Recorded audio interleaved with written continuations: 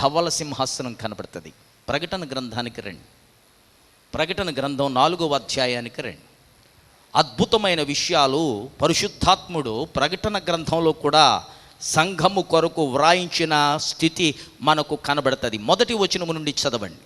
ఈ సంగతులు జరిగిన తరువాత నేను చూడగా అదిగో పరలోకమందు ఒక తలుపు తెరవబడి ఉండెను. మరియు నేను మొదట వినిన స్వరము బూరధ్వని వలె నాతో మాట్లాడగా వింటిని. నేను మొదట వినిన స్వరము బూరధ్వని వలె నాతో మాట్లాడుగా వింటిని. ఆ మాటలాడిన వాడు, ఇక్కడికి ఎక్కి రమ్ము, ఇక మీదట జరగవలసిన వాటిని నీకు కనుపరచుదనెను. వెంటనే నేను ఆత్మవశుడనైతిని. అగడగడ ఇక్కడికి ఎక్కి రమ్ము అంటే ఉన్న స్థలములో ఉంటే నీకు ఆత్మీయ అనుభవము దొరకదు. మంచి సమరయుడి కథ ఎంతమందికి తెలుసు? సమరయుడి కథలో ఒకడు యెరూషలేము నుండి ప్రయాణమయ్యాడు. ఎక్కడికి? బాగానే. ఆ ప్రయాణమైనడు యెరూషలేము నుండి ఒక మాట రాస్తాడు అక్కడ పరిశుద్ధాత్ముడు. ఏమంటాడు? యెరూషలేము నుండి యెరికోకు దిగడా ఎక్కడా? పాయింట్ అర్థమైందా? యెరూషలేము దేవుని సన్నిధి. It is the city of God, place of God, presence of God. యెరూషలేం, పరమ యెరూషలేం. యెరూషలేము నుండి యెరికోకు ప్రయాణమై దిగాడంట. ఎక్కడి నుంచి దిగిపోయాడు? యెరూషలేము ఎత్తుగా ఉంటుంది, నేను వెళ్ళాను, ఎత్తైన కొండల మీద ఉంటుంది. యెరూషలేము విడిచిపెట్టి ఇతర ప్రాంతాలు, ఉదాహరణకు జెరికో కూడా వెళ్ళాను. ఆ కొండలు ఇలాగా వంకీలుగా దిగుతా కిందకు వచ్చేయాలి. కొన్ని వేల అడుగులు కిందకి వస్తే యెరికో పట్టణాన్ని చేరుకుంటాం. దిగి వెళ్ళాలి. అక్కడ ఆగండి. మరలా యెరూషలేం వెళ్ళాలంటే ఏం చేయాలా? ఎక్కి వెళ్ళాలి. శరీర సంబంధమైన స్థితిలో ఉన్నవాడు దేవుని సన్నిధికి వెళ్ళాలంటే ఆ స్థితిని విడిచిపెట్టి దేవుని సన్నిధికి ఎక్కి వెళ్ళాలి. యోహానుతో అంటాడు, నువ్వు పద్మసు ద్వీపంలోనే ఉన్నావు, మంచిదే. ప్రభు దినమందు ఉన్నావు, ఆరాధన చేస్తున్నావు, మంచిదే. ఆయనకి స్వరం వినబడింది, ఎక్కడకు ఎక్కి రమ్ము అంటే నీ ఉన్న స్థితిలో, నీ ఉన్న చోటున, నీ ఉన్న పరిస్థితుల్లో నేను నీకు చూపించవలసినవి నీ ఉన్న స్థలములో నేను నీకు చూపించుటకు వీలు లేదు. మనము దేవుడున్న స్థలానికి వెళ్ళాలి. అప్పుడే దేవుని విషయాలు అర్థమవుతాయి. దేవుడు ఉన్న స్థితికి వెళ్ళాలి. దేవుడు ఉన్న ఆ యొక్క స్థలానికి వెళ్ళాలి. ఎక్కి వెళ్ళాడు అంటే నీ ఉన్న స్థలం, నీ ఉన్న పరిస్థితుల్లో, నీ స్వభావం, నీ భూ సంబంధమైన ఆలోచనలు, నీ శరీర సంబంధమైన ఆలోచనలు నీవు విడిచిపెట్టి అక్కడకు ఎక్కి వెళితేనే కానీ. పరిశుద్ధుడైన యోహానికే ఎక్కి వెళ్ళడం తప్పలేదు. నీకు నాకు తప్పుతుంది అనుకున్నావా? పరలోకం వెళ్ళాలంటే ఇది విడిచిపెట్టి ఎక్కి వెళ్ళాలి. దేవునికి స్తోత్రం కలుగును గాక. మోషే దేవునితో సమయం గడపడానికి సీనాయి కొండకు ఎక్కి వెళ్ళాడు. యేసయ్య రూపాంతరపు అనుభవం పొందడానికి ఎక్కి వెళ్ళాడు. ఒలీవ కొండ మీద ప్రార్థన చేయడానికి ఎక్కి వెళ్ళాడు. మా ఇంటికాడే ఉంటాను నేను అని అబ్రహాము అనుకుంటే, అబ్రహాము విశ్వాసులకు తండ్రి అని పిలువబడతాడా? దేవుని గ్రంథంలో పిలువబడ్డు. ఆయన ఏ పట్టణాన్ని చూపించాడో, ఆయన ఏ పట్టణానికి పునాది వేశాడో, ఏ పట్టణానికి నిర్మాణకుడును శిల్పి అయి ఉన్నాడో, పునాదులు కలిగిన ఆ పట్టణము కొరకు అబ్రహాము, ఇస్సాకు, యాకోబు అనే వారి జీవిత కాలమంతా ప్రయాణం చేస్తానే ఉన్నారు అని హెబ్రీ పత్రిక 11వ అధ్యాయంలో పరిశుద్ధాత్ముడు స్పష్టంగా మనతో మాట్లాడుతూ ఉన్నాడు. ప్రయాణం విశ్వాస యాత్ర, ఆనందయాత్ర, ఆత్మీయ యాత్ర. ఇది ప్రభువును చూసి చేసే ప్రయాణం తప్ప మనుషుల ముఖాలు చూస్తే మన ప్రయాణం సాగదు. లేకపోతే ఈ లోకము యొక్క వైపును చూస్తే మన ప్రయాణం సాగదు. మనము దేవుని ముఖాన్ని, దేవుని వాక్యాన్ని చూస్తూ మనం ఈ లోకములో ముందుకు సాగిపోవాలి. గట్టిగా చప్పట్లు కొట్టి దేవునికి స్తోత్రం చెల్లించండి. ప్రకటన గ్రంథం 4వ అధ్యాయం 2వ వచనం. వెంటనే నేను ఆత్మవశుడనైతిని. అదిగో పరలోకమందు ఒక సింహాసనము వేయబడి ఉండెను. సింహాసనమందు ఒకడు ఆసీనుడై ఉండెను. ఆసీనుడైన వాడు దృష్టికి సూర్యకాంత పద్మరాగములను పోలినవాడు మరకతము వలె ప్రకాశించు ప్రకాశించుచు ఇంద్రధనుస్సు సింహాసనము ఆవరించి ఉండెను. దేవుని యొక్క వివరణ ఇస్తా ఉన్నాడు. సూర్యకాంతమంతటి ప్రభావం కలిగింది. ఏమండి, మామూలు సూర్యుడినే మనం చూస్తామా? చూస్తే కళ్ళు పాడైపోతాయి. అర్థమైందా? సూర్యుని చూడలేం, అతని కాంతిని చూడలేం, డైరెక్ట్గా చూడలేం, కళ్ళు పాడైపోతాయి, అంధత్వం వచ్చేస్తుంది. సూర్యుడి దగ్గరికి ఎవరు వెళ్ళలేరు. సూర్యుడు ఇంకా కొన్ని లక్షల మైళ్ళ దూరంలో ఉండగానే వడదెబ్బ కలిగి చచ్చిపోతారు. దగ్గరికి వెళ్ళాలనుకున్న వాళ్ళు మధ్యదారిలోనే కాలిపోతారు. మరి ఎవరునూ సమీపించలేని తేజస్సుతో, ప్రకాశమానమైన ఆ వెలుగుతో ఆయన నివసించేవాడు. సింహాసనమందు ఆసీనుడై ఉండడం ఈ యొక్క అద్భుతమైన దర్శనం, పరలోకపు దర్శనం. ఈ వెలుగును, ఈ తేజస్సును, సింహాసనము మీద ఆసీనుడై ఉన్న వాని యొక్క ఆ ముఖ దర్శనాన్ని యోహాను భక్తుడు చూచి ఆయన వర్చస్సు, ఆయన సొగస్సు, ఆయన అందము ఎలాంటిదో స్పష్టంగా మనకు వివరిస్తా ఉన్నాడు. దేవునికి మహిమ కలుగునుగాక. ఎప్పుడైనా యేసయ్య దర్శనం మీకు కలిగిందా? యేసయ్య యొక్క అద్భుతమైన మహిమ ముఖం మీరు చూడగలిగారా? యోహాను భాగ్యవంతుడు, యోహాను లక్కీ ఫెలో, యోహాను అదృష్టవంతుడు. ఆత్మవశుడై ఉన్నప్పుడు పరలోకం తెరవబడడమే కాదు, సృష్టికర్త యొక్క అసలు స్వరూపాన్ని ఆయన చూచాడు అక్కడ. దేవునికి స్తోత్రం కలుగునుగాక. స్పెషల్ జెమ్స్తో ఆయన యొక్క ప్రకాశాన్ని పోలుస్తూ ఉన్నాడు, డైమండ్స్తో పోలుస్తూ ఉన్నాడు. శ్రేష్టమైన రాళ్లతో ఎంత అద్భుతమైన ప్రకాశవంతమైన ఈ యొక్క రత్నాలు ఉంటాయో వాటితో పోలుస్తూ ఉన్నాడు. దేవుని బిడ్డలరా, మనం ప్రార్థన చేసినప్పుడు దేవా నాకు భోజనం పెట్టు, ఉద్యోగం ఇయ్యి, జీతం పెంచు, ప్రమోషన్ ఇయ్యి అని ఇలాంటి భౌతికమైన అడగడం మాత్రమే కాదు, అడగాలి తప్పదు. ఇటువంటివి మాత్రమే కాకుండా మోషే అడిగినట్టు దేవా నీ మహిమను నాకు చూపించని అడగడం కూడా చాలా అవసరం. దేవా చూపించయ్యా, నీ మహిమను చూపించయ్యా, నీ దర్శనం నాకు కావాలయ్యా, నీ దర్శనం నాకు చాలా అవసరమయ్యా, నీ మహిమ నాకు చాలా అవసరమయ్యా, నీ మహిమ నాకు చూపించయ్యా, నీ మహిమను నేను చూడాలనుకుంటున్నాను. కేవలం నీ మంచితనమే కాదయ్యా, నీ దర్శనము నాకు కావాలి. I want to see your glory. నీ మహిమను నాకు చూపించి. ఎప్పుడైనా ప్రార్థన చేశారా? దేవా నాకు కనబడయ్యా, ఒకసారి కనబడయ్యా, నీ పునరుత్థాన శక్తితో కనబడయ్యా. అలనాడు అపోస్తులు కనబడ్డావు, మగ్దలేని మరియకు కనబడ్డావు, 500 మందికి కనబడ్డావు, శిష్యులు తలుపులు వేసుకుని భయపడతా ఉంటే ఆ 12 మందికి అక్కడ కనబడ్డావు. నాయన మాకు కూడా కనబడయ్యా. ఎప్పుడైనా అడిగారా? ఆయన ముఖ వర్చస్సు ఎంత అద్భుతంగా వివరిస్తుందండి షులమితి. ఆయన నా ప్రియుడు ధవళవర్ణుడు, ఆయన రూపం. మనమైతే తెల్లగా కనపడ్డానికో లేకపోతే పసుపుగా కనపడ్డానికో మరి పసుపు రుద్దుకోవాలా, తర్వాత ఏమో రకరకాల సొబ్బులు అవి అరిగిపోయే వరకు రుద్దుకోవాలా, చర్మం ఊడిపోయి రక్తం వచ్చేసే వరకు డొక్కపీస్తో రుద్దుకుంటేనే కానీ మనం తెల్లగయ్యామన్న అభిప్రాయం మనకు రాదు. దాని మీద మరి ఫెయిర్ అండ్ లవ్లీ, తర్వాత మళ్ళీ ఫెయిర్ అండ్ హ్యాండ్సమ్ రాసి, తర్వాత జాస్మినో పౌడర్ డబ్బో, ఆ ఫౌండేషనో లేకపోతే ఇంకేదో అవన్నీ ఫుల్గా ఖాళీ చేసేస్తేనే కానీ మనకు తృప్తి. కానీ అసలు సిసలైన సౌందర్యం ఆత్మ వలనే కలుగుతుంది. ఆత్మ ఇచ్చే సౌందర్యం వేరు, తల్లిదండ్రుల ద్వారా మనకి సంక్రమించే సౌందర్యం వేరు. ఈ సౌందర్యం టెంపరరీ, కానీ దేవుడిచ్చే సౌందర్యం ఎటర్నల్, నిత్యము ఉంటుంది. దేవునికి స్తోత్రం కలుగునుగాక. ఈ సౌందర్యం ఏమో 70 సంవత్సరాలు కూడా ఉండదు, 40 వెళ్ళేసరికి మొత్తం మడతలు అడిపోతూ ఉంటుంది, మళ్ళీ ఇస్త్రీ చేసుకుంటూ ఉండాలి. ఈ బాడీని మళ్ళీ రీకండిషన్ చేయడం ఇది టెంపరరీ బాడీ. కానీ దేవుడు ఒక శాశ్వతమైన బాడీ ఆయన నియమించాడు. 2 కొరింథీ 5వ అధ్యాయంలో ఉంటుంది. అది వాడబారని దేహం, అది క్షయము లేని దేహం, అది అక్షయమైన దేహం, అది చేతులతో చేయబడని గుడారం, అది పైనుండి దిగి వచ్చే గుడారం. దేవునికి స్తోత్రం కలుగునుగాక. 2వ పాయింట్కి వచ్చేద్దాం. షులమితి ఏమంటుంది? 2వ విషయం, ఆయన రత్నవర్ణుడు. రత్నం, పగడం, ఈజ్ లైక్ రూబీ, ఎర్రని వాడు. రత్నం ఎర్రగా ఉంటుంది. దావీదుని గురించి అంటాడు సమూయేలు 16వ అధ్యాయంలో, దావీదు ఎర్రటి వాడు అని అంటాడు. సుందరుడు.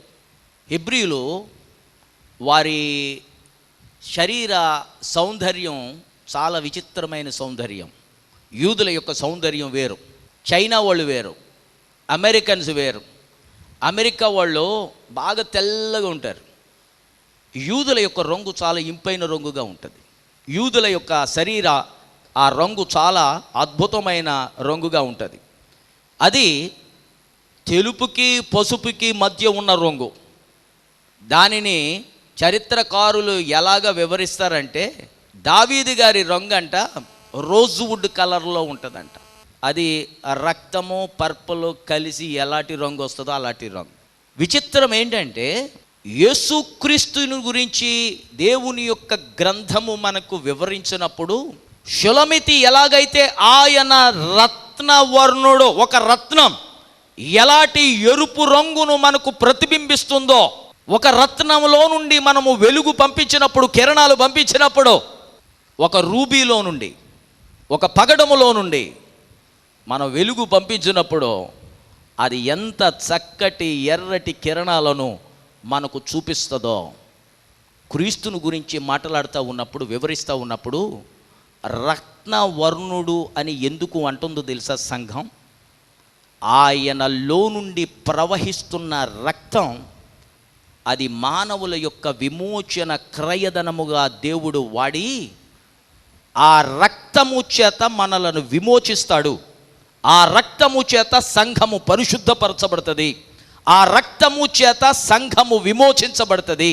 ఆ రక్తము చేత గొర్రెపిల్ల, వధింపబడిన గొర్రెపిల్ల మనలను ఆయన రక్తమనే విలువ పెట్టి ఆయన కొంటాడు అనడానికి ప్రవచన రీతిగా ఆయన రత్నవర్ణుడు, అనగా శిలువ మీద ఆయన వహించిన శ్రమలకు గుర్తుగా ఆయన రత్నవర్ణుడు. ఎగ్జాంపుల్, ఒలీవ కొండ మీదకి వెళ్తాడు ఆయన అప్పగింపబడే రాత్రి.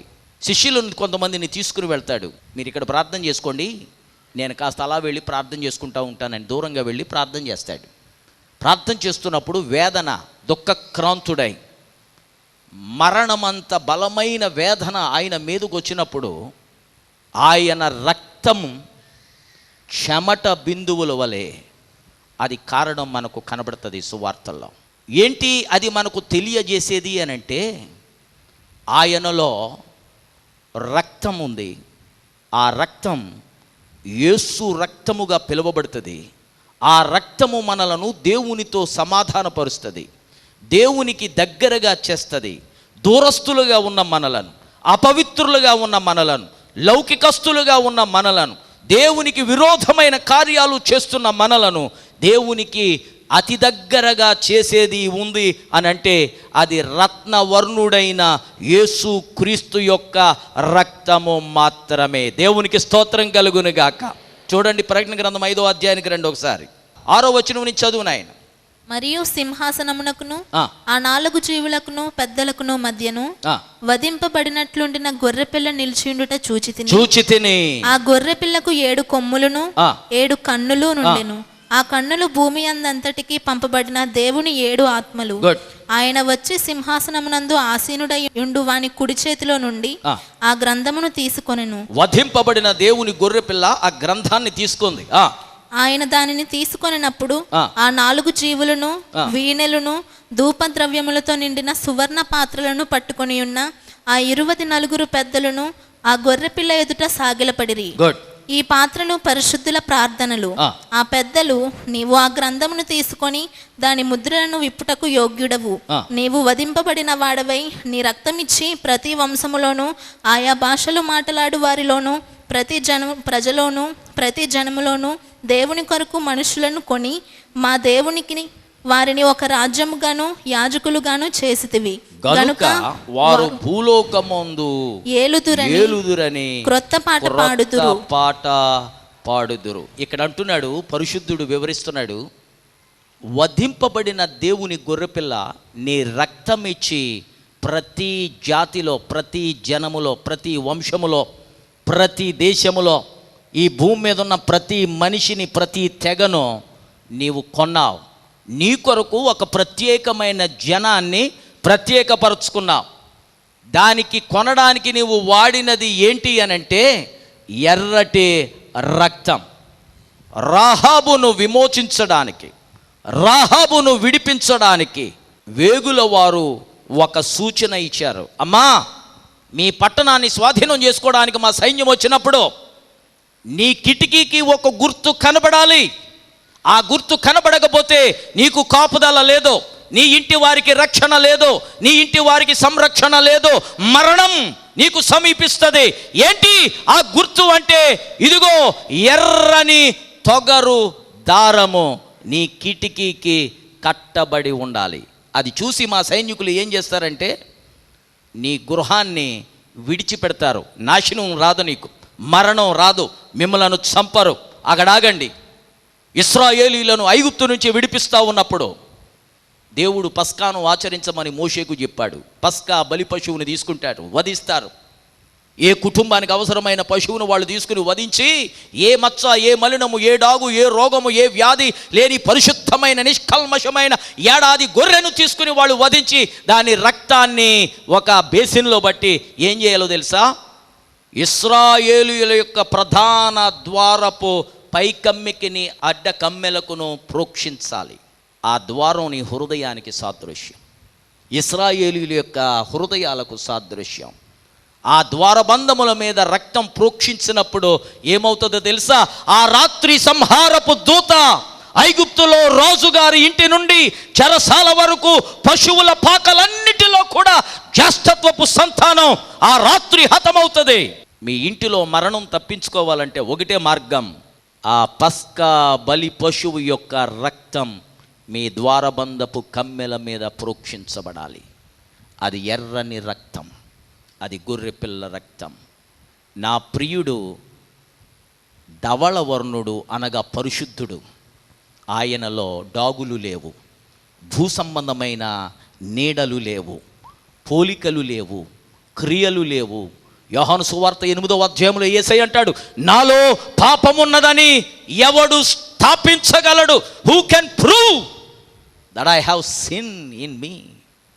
నేను పాపం చేస్తున్నాను, నేను అతిక్రమిస్తున్నాను, అక్రమ జీవితంలో నేను ఉన్నాను అని నిరూపణ చేయగలిగిన వాడు ఎవడు ఉన్నాడు అని దేవుని యొక్క ఆత్మ, దేవుని యొక్క వాక్యంలో దేవుని యొక్క క్రీస్తుని గురించి ఆయన వాదిస్తూ ఉన్నాడు. ఎవరు చూపగలడు యేసులో పాపం ఉన్నదని? పిలాతు అంటాడు, ఇదిగో ఈయనలో నేను ఏ దోషమును కనుగొనలేదు. ఇలాంటి పరిశుద్ధుని యొక్క, నీతిమంతుని యొక్క రక్తాన్ని నేను మీకు అప్పగిస్తున్నానయ్యా, ఆ అపరాధము నా మీద ఉండకుండును గాక అంటాడు. కానీ ఇతనికి తెలియని విషయం ఏంటంటే యేసు రక్తము ఎవరి మీద పడదో వారికి పాపక్షమాపణ లేదు, పాపక్షమాపణ లేదు. మహాభక్తుడైన యోహాను రాస్తూ అంటాడు, యేసు రక్తము ప్రతి పాపము నుండి నన్ను పవిత్రునిగా చేస్తుంది. మనం అపరాధాలు చేసిన వాళ్ళం, మనం పాపాలు చేసిన వాళ్ళం. షులమితి చూసింది ఆ ప్రియుణ్ణి, ఆమెకు 2 విధాలుగా కనబడ్డాడు. సూర్యుని అంత స్వచ్ఛతమైన తెల్లటి మహిమ కలిగిన వాడిగా, హిమమంత తెల్లని వాడిగా ఆయన కనబడ్డాడు. అంతేకాదు మరొక యాంగిల్లో చూస్తే ఆయన రత్నవర్ణుడు. ఆయన వర్చస్సు ఎర్రనిది. షులమితికి ఎర్రగా కనబడ్డాడు యేసయ్య, రత్నంలాగా. ఒక పక్క తెల్లగా కనబడుతున్నాడు, మరొక ప్రక్క ఎర్రగా కనబడుతున్నాడు. ఆయన వ్యక్తిత్వం పరిశుద్ధం. నేను పరిశుద్ధుడనయ్యుండులాగున మీరును పరిశుద్ధత లేకుండా ఎవడును దేవుని చూడలేడో. No one can see God, no one can go to heaven without holiness. Holiness అంటే తెల్లబట్టలు వేసుకోవడం కాదు. హోలీనెస్ అంటే తెల్లవాచి పెట్టుకోవడం కాదు, లేకపోతే ఇంటి నిండా తెల్ల రంగు వేసుకోవడం కాదు. హోలీనెస్ అన్నది యేసు రక్తం చేత కడగబడడం. యేసు రక్తం ప్రతి పాపము నుండి మనల్ని పవిత్రపరుస్తుంది, మరణాన్ని నుంచి దూరం చేస్తుంది. సాతాను యొక్క భయంకరమైన కబంధ హస్తాల నుండి ఇశ్రాయేలీయులను ఐగుప్తు నుండి విడిపించిన పస్కా గొర్రెపిల్ల రక్తం, ఫరో బానిసత్వము నుండి విడిపించిన రక్తం, సైతాను యొక్క బానిసత్వము నుండి నిన్ను నీ కుటుంబాన్ని విడిపించాలి అంటే ఒకటే మార్గం, సిలువలో కార్చబడిన యేసు రక్తము చేత నీవు శిరస్సు మొదలుకొని అరికాలు వరకు నీవు ప్రోక్షించబడితేనే కానీ నీకు విడుదల లేదో. దేవునికి స్తోత్రం కలుగును గాక. పేతురు అంటాడు, అయ్య బాబు నాయన నువ్వు నా కాళ్ళు కడగకూడదు. ఆయన వంగి నడుం కట్టుకుని టవలు పట్టుకుని శిష్యులు పాదాలు కడుగుతుంటే, అయ్య బాబు నువ్వు కడగొద్దు. పేతురయ్య నువ్వు పెద్దోడివే కానీ నేను నిన్ను కడగకపోతే నాలో నీకు పొంతు లేదు, పాలు లేదు, నాతో నీవు ఉండలేవు, నేను వెళ్ళే స్థలానికి నువ్వు రాలేవయ్యా. పేతురయ్యా నేను కడగాలయ్యా. అలనాడు శిష్యులను నీటితో కడిగాడు కానీ ఈనాడు నిన్ను నన్ను ఆయన ప్రక్కల్లో నుండి ఆయన 7 చోట్ల రక్తం చిందించాడు. ఒకటి గెత్సెమనే తోటలో యేసు ప్రభు శరీరంలో ఎన్ని గాయాలు? 7 చోట్ల ఆయన రక్తాన్ని చిందించాడు. 7 అన్నది పరిపూర్ణమైన సంఖ్య. పరిపూర్ణంగా ప్రభు రక్తం చిందించాడు. ఎందుకో తెలుసా? నిన్ను పరిపూర్ణంగా నిన్ను నన్ను కడిగేయడానికి. మనం ప్రార్థన చేసినప్పుడు ఎలా చేయాలంటే, నీ శిష్యుల్ని మామూలు నీటితో కడిగావు, ఇప్పుడు నన్ను నీ జీవపు రక్తంతో కడిగే నాయన, శుద్ధీకరించే నాయన.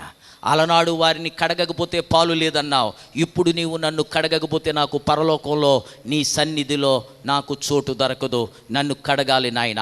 షులమితి అంటది, నా ప్రియుడు ధవలవర్ణుడు రత్నవర్ణుడు. అక్కడితో ఆగిపోలేదు, ఆయన 10,000లో అతి సుందరుడు. ఎంతమంది మధ్య ఆయనను నిలవబెట్టిన ఆయన వ్యక్తిత్వం, వేల్పులలో ఆయనతో సమానులు ఎవరు లేరు. ఆశ్చర్య కార్యాల్లో ఆయనతో సమానులు ఎవరు లేరు. ఆయన జన్మ అసమానమైన జన్మ, ఆయన అద్భుతాలు అసమానమైన అద్భుతాలు, ఎవరు చేయలేని అద్భుతాలు, ఎవరు ఎన్నడూను జరిగించని అద్భుతాలు. ఆయన శ్రమలు కూడా అసమానమైన శ్రమలు, ఎవరు తట్టుకోలేని శ్రమలు. ఆయన మరణం అసమానమైన మరణం, మామూలు మరణం కాదు. అది మామూలు మరణం కాదు, మామూలు మరణం కాదు. అదే మామూలు మనుషులైతే లాక్కుని వెళ్ళి సిలువకు కొట్టేసరికి వాడి ప్రాణం వెళ్ళిపోతుంది. కానీ మహా ఎండలో ఆయన పరిపూర్ణంగా తన రక్తాన్ని కాచి చివరి బొట్టు వరకు, ఫిలిప్పీ పత్రిక 2వ అధ్యాయములు అంటాడు 5వ వచనములో, సిలువ మరణము పొందునంత మట్టుకు తన్ను తాను తగ్గించుకున్నాడు. ఏం చేశాడంట? తనను తాను రిక్తునిగా, హీ ఎంప్టీడ్ హిమ్సెల్ఫ్. రిక్తునిగా, ఏమి లేదో, నీరు లేదో, జీవం లేదో, ఏమి లేదో, రక్తం లేదో, ఆఖరి బొట్టు వరకు ఆయన తనను తాను ఖాళీ చేసుకున్నాడు. పూర్తిగా ఇచ్చేశాడు, మనకు జీవాన్ని పూర్తిగా ఇచ్చేశాడు. ఆయన ఖాళీ చేసుకున్నాడు, చివరి బొట్టు వరకు ఖాళీ చేసుకున్నాడు. ఎవరిని కంపేర్ చేస్తాం అలాంటి శ్రమలతో? ఎవరిని పోలుస్తాం? ఎవరితో పోలుస్తావు ఆయన్ని? నాన్నతోట, తాతతోట, లేకపోతే సూర్యునితోట, చంద్రునితోట, పాలరాయితోట, రత్నాలతోట, మాణిక్యాలతోట, మేడలతోట, మిద్దులతోట, ఐశ్వర్యంతోట ఎవరితో పోలుస్తాం మనం? ఎవరితోనూ పోల్చలేం. ఎవరిని ఆయనతో సమానుడుగా చేయలేం. ఎందుకనగా ఆయన అసమానమైన వాడు. వెల్పులలో ఆయన వంటి వాడు ఎవడునూ లేడు. షులమితి, అందుకే నువ్వు ఆయనను అందుకే ఆయనలో ఉన్న పరిశుద్ధత, పాపము లేని పరిశుద్ధత, మోసము లేని పరిశుద్ధత, శారీరకపు ఇచ్చలతో పని లేని పరిశుద్ధత, మరణముతో సంబంధము లేని పరిశుద్ధత, భౌతికమైన క్రియలతో సంబంధము లేని పరిశుద్ధత. ఆ పరిశుద్ధుడైన యేసును ఆరాధించడం కన్నా మనకు గొప్ప భాగ్యము లేనే లేదు. గట్టిగా దేవుని స్తోత్రం చెల్లించండి.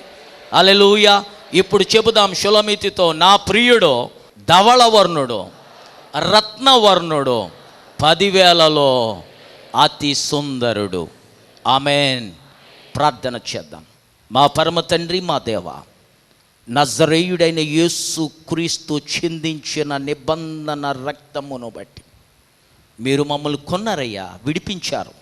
ప్రతి శాపం, ప్రతి పాపం, ప్రతి దోషం, ప్రతి అతిక్రమం, ప్రతి భూసంబంధమైన ఇచ్చలు, కామ, క్రోధ, మద, మాత్సల్యాల నుండి, లౌకికమైన ఉరుల నుండి, ఉచ్చుల నుండి, పాపపు తంత్రముల నుండి, అపవాది తంత్రముల నుండి, చీకటి బాణముల నుండి, మంత్రాల నుండి, ఇదిగో యెహలోకము యొక్క నటన నుండి మీరు మమ్మల్ని విడిపించారు తండ్రి.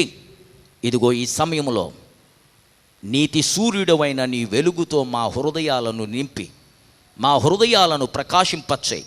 యేసు నామమున ప్రతి బిడ్డను నీ జీవముతో, నీ వెలుగుతో, నీ రక్తముతో నింపమని, పరిశుద్ధాత్మ వెలుగు ఇదిగో మా హృదయములలో ప్రకాశించేనని అపోస్తులు కొరింథీ పత్రికలో పలికిన రీతిగా క్రీస్తు మా హృదయములలో ప్రకాశించాలి.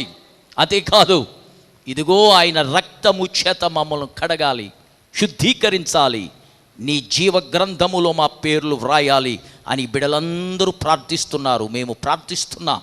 నాయన నీ రక్తముతో బిడ్డలను కడగండి, శుద్ధీకరించండి. యేసు నామమున ఈ సంఘ బిడ్డలందరి పట్ల నీ కాపుదల ఉంచండి. పస్కా గొర్రె పిల్ల రక్తమును ప్రోక్షించండి, జీవముతో నింపండి. క్షేమంగా వారి గృహాలకు వారిని తీసుకుని వెళ్ళమని ప్రార్థిస్తున్నాను. అపవాది ఎవ్వరిని ముట్టకుండగా ఇదిగో పస్కా గొర్రె పిల్ల రక్తమును కంచె వేయండి. యేసు నామమున అడుగుచున్నాము తండ్రి. తండ్రి, కుమార, పరిశుద్ధాత్మ దీవెనలు బిడలారా మీకు నిరంతరము తోడయుండును గాక. ఆమేన్, ఆమేన్. Our phone numbers are 9440272335 and 99590479993 and 0883246248. May God richly bless you.